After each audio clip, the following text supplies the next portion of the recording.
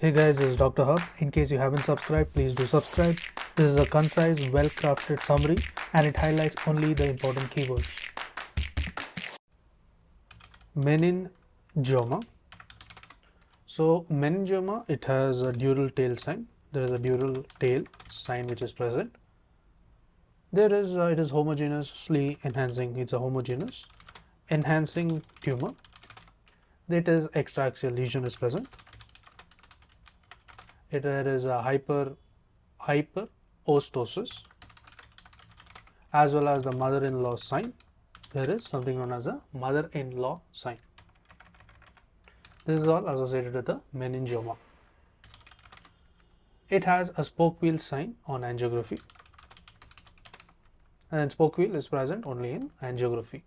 Then the MR spectroscopy. So in case of the MR spectroscopy, here is a presence of the increased alanine peak.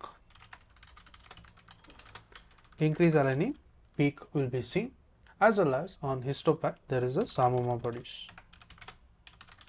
Samoma bodies are seen in the histopathology. To learn and grow daily like this, please do subscribe.